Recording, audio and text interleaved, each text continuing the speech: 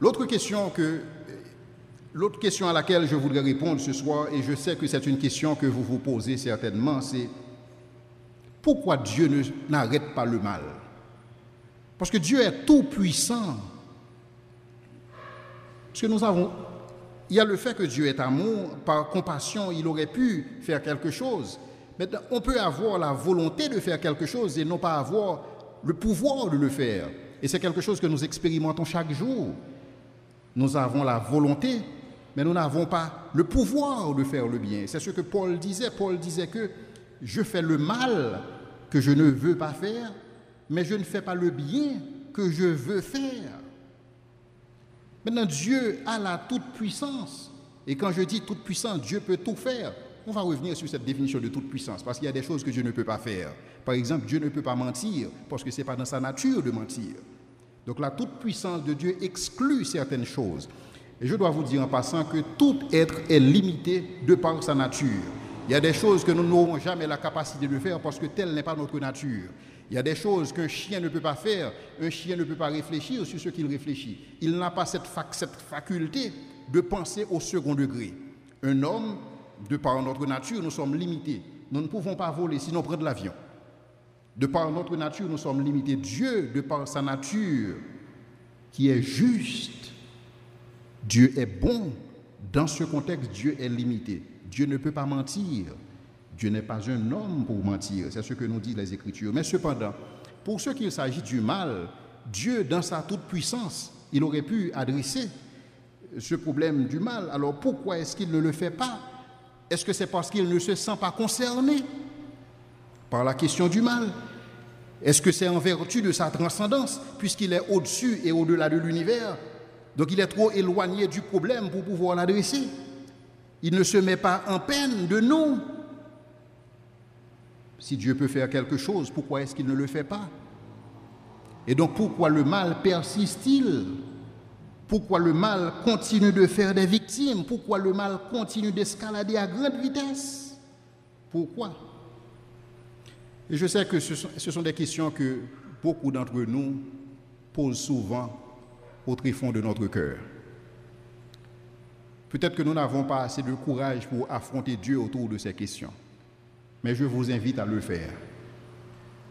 Comme Job, dans sa condition, a demandé à Dieu pourquoi. Parce que c'est la question que tout le monde se pose. Pourquoi moi? Et donc la question du mal, c'est une question difficile. Donc, pourquoi Dieu n'intervient pas? Qu'est-ce que Dieu peut faire dans ce contexte? Mais je dois vous dire que la question à savoir pourquoi Dieu ne détruit pas le mal, je vais essayer de formuler 2 éléments de réponse et j'espère que ces réponses vont se révéler satisfaisantes. Premièrement, pour ce qu'il s'agit du mal, on ne peut pas parler de destruction du mal. Il faut parler de sa mise en échec. La réalité, c'est que le mal ne peut pas être détruit sans détruire la liberté. C'est une réalité, c'est un fait. Détruire la liberté, c'est un mal moral.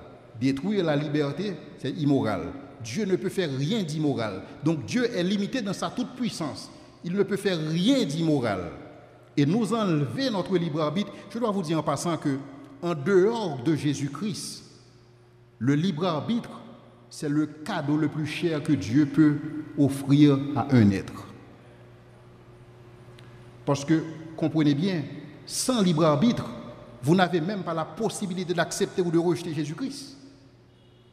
Sans libre arbitre, vous ne pouvez pas expérimenter l'amour. Pensez à toutes ces choses que nous vivons, que nous expérimentons dans le domaine du bien. On ne pourrait pas le faire sans libre arbitre.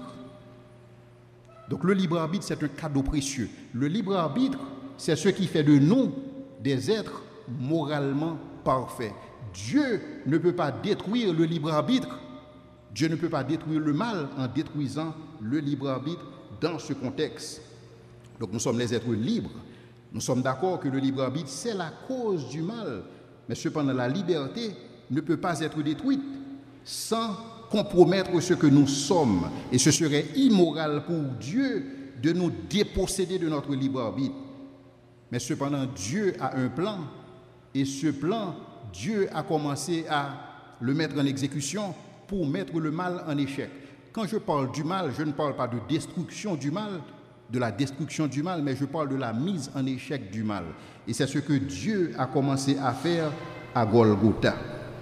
Deuxièmement, parce que le mal n'est pas détruit présentement, cela ne veut pas dire que Dieu ne va pas détruire le mal. Parce que le mal n'est pas présentement mis en échec, cela ne veut pas dire que Dieu ne va pas mettre le mal en échec. Et qui sait? Peut-être qu'il va le faire ce soir. Peut-être qu'il va le faire demain matin. Le fait pour quelqu'un de dire que puisque Dieu n'a pas encore mis le mal en échec, puisque Dieu n'a pas encore détruit le mal, c'est qu'il ne le fera pas. Pour parler ainsi, je dois vous dire, il faut avoir une certaine omniscience. Il faut savoir tout ce que Dieu projette de faire, il faut connaître le plan de Dieu et ce plan nous est déjà révélé. Dieu nous a révélé son plan de mise en échec du mal. Et c'est ce plan et c'est la raison pour laquelle Dieu a envoyé son Fils mourir pour mettre le mal en échec. En sorte que le mal ne puisse plus nous atteindre. Et c'est exactement le plan de Dieu. Donc, dans notre finitude, en tant qu'être humain, en tant qu'être fini, nous sommes impatients. Nous voulons voir Dieu agir ici et maintenant. C'est comme quelqu'un qui priait et il disait, Seigneur, donne-moi de la patience, mais faites vite. Il le veut maintenant. Mais Dieu n'est pas obligé d'agir selon ce que nous croyons être bon, selon ce que nous voulons. La Bible nous dit que Dieu ne considère pas ce que l'homme considère. Et qui sait si Dieu ne va pas adresser ce problème plus rapidement que nous pensons? Et si Dieu décide d'attendre 2000 ans, quel est le problème? Quel est le problème?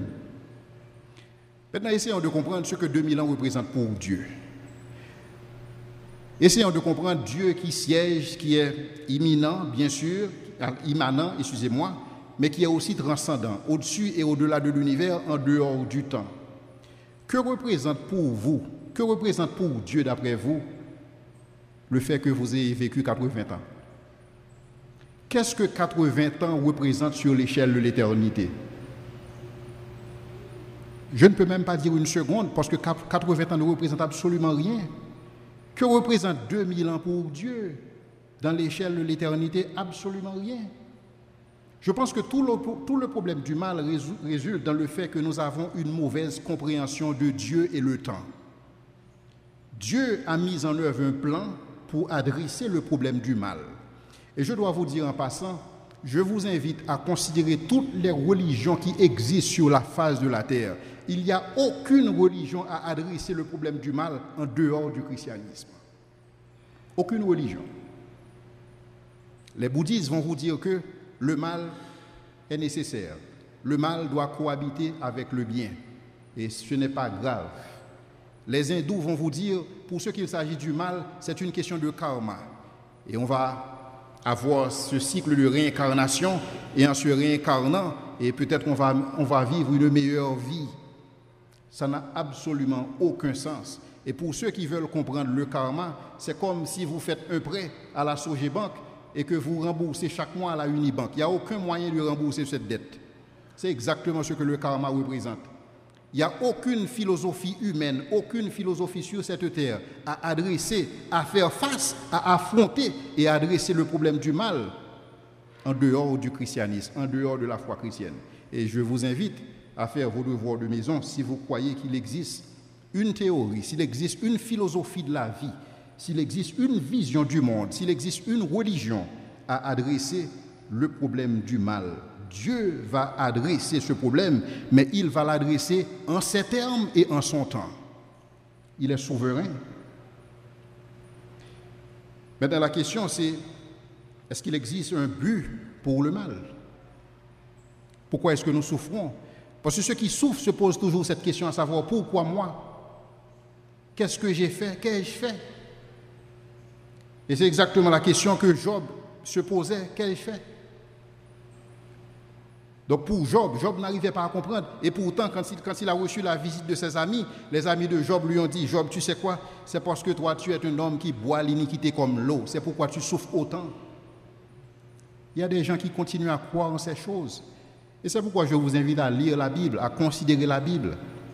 Effectivement, si vous lisez le livre des Proverbes, vous allez voir dans le livre des Proverbes, il est dit que ce qui est bien, ce qui est bon arrive aux justes et ce qui n'est pas bien arrive aux méchants. Donc dans cette théologie des Proverbes, le méchant a ce qui lui revient et le juste a ce qui lui revient. Mais cependant, quand vous laissez Proverbes et pour lire l'Ecclésiaste, vous voyez que c'est une vérité qui est plus ou moins nuancée. Parce que Salomon va dire que je ne crois pas effectivement que le malheur atteint uniquement le méchant. Je ne crois pas. Au contraire, ce que j'ai vu sous le soleil des esclaves monter sur des chevaux et des princes marcher par terre. Ce que la Bible présente dans le livre des Proverbes comme étant un principe, ce principe est nuancé par l'Ecclésiaste, par Salomon.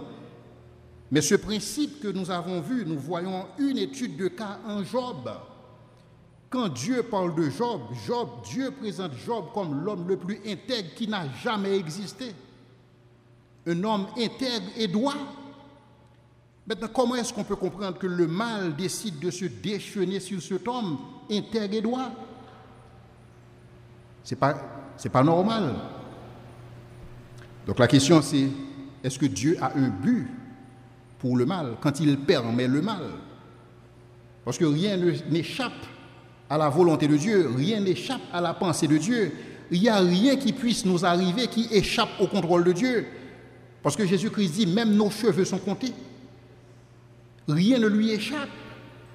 Maintenant, si rien n'échappe à la volonté divine, si rien n'échappe à l'omniscience de Dieu, à la préscience de Dieu, est-ce qu'il existe un but pour le mal? Je dois vous dire en passant qu'il faut il faut établir une distinction entre notre connaissance ou pas du mal et le fait que Dieu ait un but. Job ne connaissait pas le but de sa souffrance. Et c'est que nous avons l'opportunité de lire le livre de Job. Mais Job n'a pas eu l'opportunité de lire son livre. Et c'est le livre le plus ancien de la Bible. C'est le livre qui est rédigé même avant le Pentateuque. Donc Job est rédigé avant Genèse, avant Exode. Donc c'est le livre le plus ancien de la Bible. Dieu n'a pas révélé à Job pourquoi il souffrait autant. Vous savez que quand Dieu est apparu à Job, ce que Dieu a dit à Job, Dieu a posé 60 questions à Job pour tester sa sagesse. Et à Job de répondre, où étais-tu quand je faisais ceci? Où étais-tu? Où étais-tu? Explique-moi cela. À la suite de ces questions, vous savez ce que Job a dit? J'avais entendu parler de Dieu, mais maintenant mon œil t'a vu. Vous savez ce que Job a compris? Job a compris que Dieu est juste. Parce que Dieu est juste, Dieu est sage. Parce que Dieu est sage, Dieu est juste. Alors il peut faire confiance à Dieu même sans connaître la raison de sa souffrance. Et c'est pourquoi Job est positionné dans la Bible comme l'un des héros de la foi, un homme intègre et droit, mais qui néanmoins a souffert. Et donc comment expliquer cette réalité? Ce n'est pas parce que nous ne connaissons pas le but du mal qu'il n'existe pas un but derrière la souffrance qui nous atteint. Et j'aimerais aussi citer C.S. Lewis, qui est un apologète extraordinaire et qui lui a fait cette déclaration, à savoir, et je cite, « Dieu murmure à nos oreilles dans nos moments de plaisir, parle à notre conscience, mais crie à haute voix dans nos douleurs. La souffrance est le mégaphone qu'il utilise pour réveiller un monde sourd. » Parce que des fois, Dieu veut attirer notre attention à lui. Parce que n'oubliez pas, Dieu a une carrière pour vous dans l'éternité. Une carrière plus excellente que celle que vous occupez présentement, pour peu de temps, pour 40 ans, 50 ans, 60 ans. Que représente 60 ans sur l'échelle de l'éternité? Pas même un spasme, absolument rien. Et donc Dieu permet le mal aussi pour que nous puissions grandir, pour que nous puissions avoir l'expérience, essayer de comprendre le courage sans avoir fait l'expérience de vivre un événement qui vous a demandé d'avoir le courage. Le mot courage ne voudrait absolument rien dire pour vous.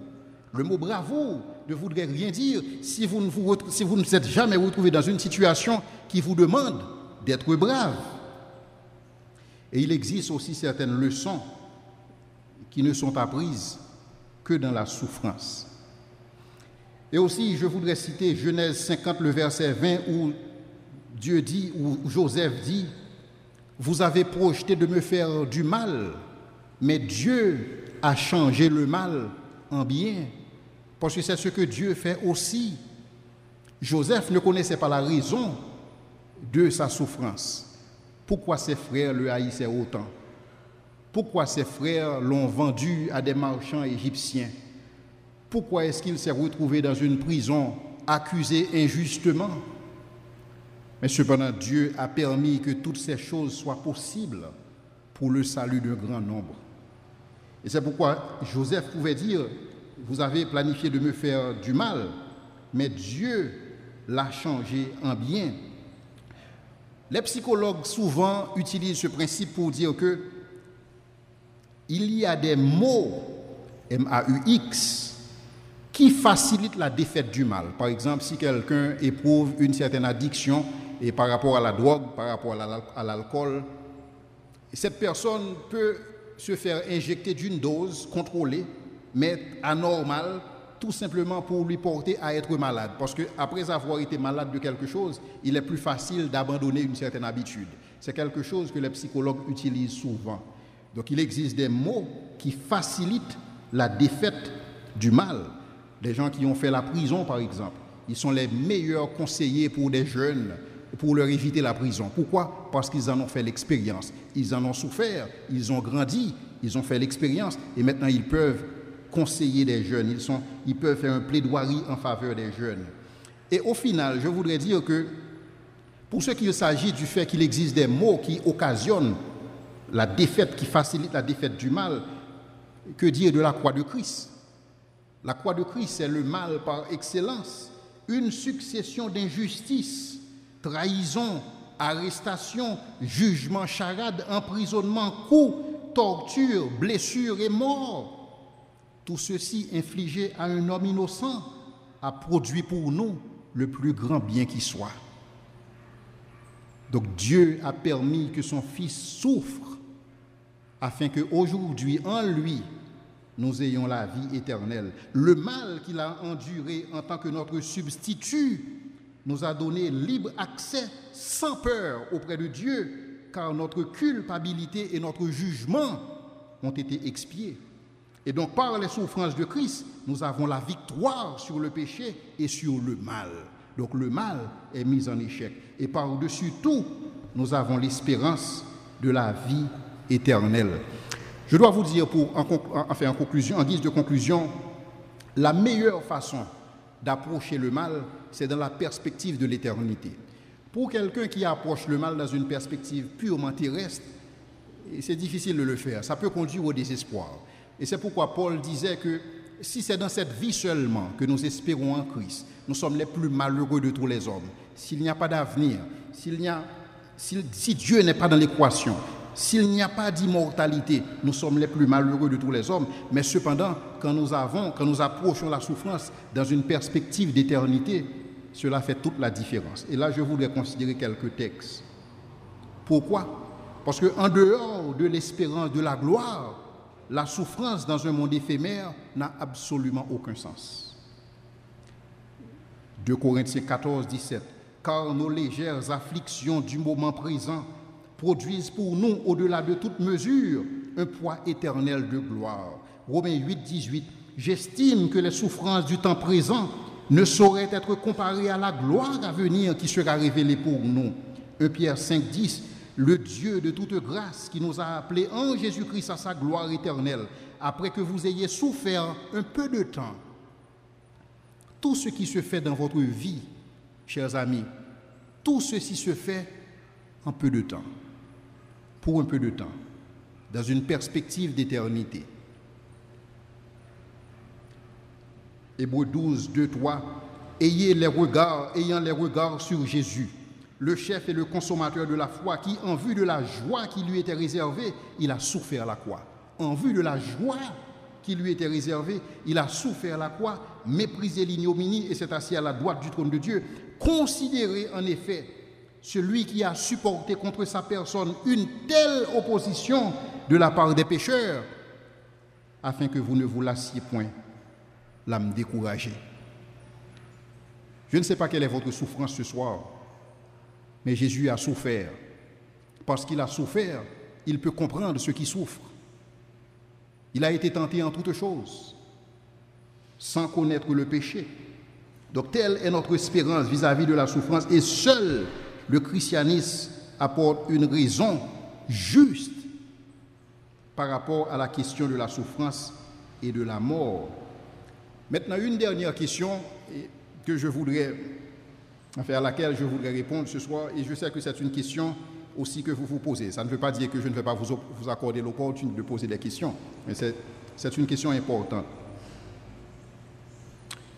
Il y a certains qui disent que puisque Dieu est omniscient, parce que jusqu'ici nous avons regardé le problème du mal au regard du fait que Dieu est amour, au regard du fait que Dieu est tout-puissant. Si Dieu est amour, par compassion, il aurait adressé le problème du mal. Si Dieu est tout-puissant, en vertu de sa toute-puissance, il aurait dû faire quelque chose pour le mal. Et qu'en est-il de l'omniscience de Dieu? Si Dieu est omniscient, ne savait-il pas que Adam allait consommer du fruit de l'arbre de la connaissance du bien et du mal et que le péché en résulterait? Ne le savait-il pas? Puisqu'il est censé être un Dieu qui est transcendant. Transcendant veut dire au-dessus et au-delà de l'univers, il est en dehors du temps. Parce que Dieu vit ce que nous appelons un éternel présent. Pour Dieu, le passé n'existe pas, le futur n'existe pas. Pour Dieu, il n'y a que le présent. Pour Dieu, c'est comme si Dieu regarde maintenant Jésus-Christ à Golgotha. Et c'est pourquoi Dieu peut faire en sorte que le sacrifice de Jésus-Christ puisse atteindre tout le monde, avant Jésus-Christ et après Jésus-Christ, parce qu'il est en dehors du temps. Maintenant, quelqu'un qui a cette faculté, ne savait-il pas? N'avait-il pas anticipé un viol de plus? N'avait-il pas vu un meurtre de plus? N'avait-il pas vu ces choses? N'avait-il pas vu un kidnapping de plus? N'avait-il pas vu toutes ces douleurs? N'a-t-il pas vu ces choses? Dans son omniscience, c'est une question totalement légitime. Il y a des gens qui concluent à cette question pour dire que si Dieu, dans son omniscience, savait toutes ces choses, pourquoi n'a-t-il pas créé un monde qui soit meilleur que ce monde-ci? C'est une question légitime, n'est-ce pas? Puis il est omniscient, il est compatissant, plein de bonté, riche en miséricorde, il est tout-puissant. Est-ce que c'est le meilleur qu'il pouvait faire? Vous savez, il y a des gens qui posent à Dieu ces questions. C'est comme si dans leur omniscience, ils pensent que Dieu aurait pu faire mieux, parce qu'eux, ils peuvent faire mieux. Ils peuvent faire mieux que Dieu, donc ils se demandent, est-ce que c'est tout ce que Dieu peut faire? Est-ce qu'il n'y a pas autre chose? Parce qu'eux, ils savent autre chose dans leur omniscience. Mais la réalité, c'est qu'à la question à savoir, est-ce le meilleur monde que Dieu pouvait créer? La réponse, c'est non. Ce n'est pas le meilleur monde que Dieu pouvait créer, mais c'est le meilleur monde vers un avenir meilleur. Parce que Dieu a créé ce monde dans une perspective de rédemption. Le décret à savoir que Jésus-Christ allait mourir pour le péché, c'était un décret formulé avant la fondation du monde. Et donc la mort de Jésus-Christ, ce n'est pas une mort qui a pris Dieu par surprise. Dieu a planifié la mort de Jésus-Christ et l'a exécutée par la main des hommes, par décret. Mais cependant, Dieu a permis à ce que, en raison de la mort de Jésus-Christ, le problème du mal serait adressé une fois pour toutes. Et Dieu allait permettre à ceux qui allaient croire dans le sacrifice de son Fils de bénéficier de son pardon et de vivre dans un monde meilleur avec le libre arbitre sans la volonté de pécher. Parce que le libre arbitre est la cause du mal. Et donc je voudrais citer Norman Geisler qui lui a dit « Voici pourquoi le monde que nous avons, c'est le meilleur monde pour ce qui concerne la rédemption pour ce qui concerne d'adresser le problème du mal, parce que le mal n'a pas commencé sur la terre, comprenez bien, le péché a commencé dans le ciel et non sur la terre. Et que nous autres, notre vie sur cette terre, c'est un témoignage par rapport aux anges, particulièrement aux anges qui n'ont pas suivi Lucifer. Et c'est pourquoi la Bible nous dit que nous sommes environnés d'une nuée de témoins. Il y a des gens qui nous regardent et qui disent, il y a des anges qui nous regardent et qui disent, regarde comment il a souffert, mais il persévère dans la foi. C'est extraordinaire. Il n'a pas obtenu ce qu'il croyait obtenir de Dieu, mais il aime Dieu. Parce que pour nous, nous l'aimons, parce qu'il nous a aimés le premier. Donc nous n'aimons pas Dieu à cause de ce que Dieu peut faire pour nous, mais nous aimons Dieu à cause de ce qu'il est. Norman Geisler dit que c'est la meilleure façon de le faire, et il va dire pourquoi. C'est que premièrement, la liberté est préservée dans le sens qu'il est donné à chacun de faire ses propres choix et déterminer sa destinée. Donc Dieu n'envoie personne en enfer. Quelqu'un qui va en enfer, il y va de son propre choix. Il a choisi d'y aller et Dieu honore son choix. Donc la liberté est préservée parce que maintenant nous pouvons rester des êtres moralement parfaits. Parce que nous avons le libre arbitre, la liberté est préservée dans le sens qu'il a donné à chacun de faire ses propres choix et déterminer sa destinée. Le mal est mis en échec dans le sens que quand ceux qui rejettent Dieu sont séparés de ceux qui acceptent Dieu, leur décision est rendue permanente. C'est-à-dire pour ceux qui rejettent Dieu et qui meurent, leur décision est consolidée. À jamais. Et c'est ce qui est difficile parce que la mort est imminente. Et la mort est certaine. C'est l'une des statistiques les plus fiables sur toute la face de la terre. Une personne sur une meurt. Et donc la réalité, c'est que vous allez mourir. Mais si vous laissez cette terre sans cette conviction que vos péchés sont pardonnés en Jésus-Christ, votre décision, votre rejet de Dieu est rendu permanente. Et donc vous avez scellé votre destin pour l'éternité. Ainsi, ceux qui choisissent Dieu sont confirmés en lui et le péché cessera. Ceux qui rejettent Dieu sont mis en quarantaine et ne peuvent donc plus influencer ce monde parfait que Dieu aura créé parce qu'il va créer de nouveaux cieux et une nouvelle terre où la justice habitera. Le but ultime de monde parfait avec des créatures libres sera accompli, mais ceci requiert que ceux qui abusent de leur liberté soient écartés. Que le Seigneur vous bénisse.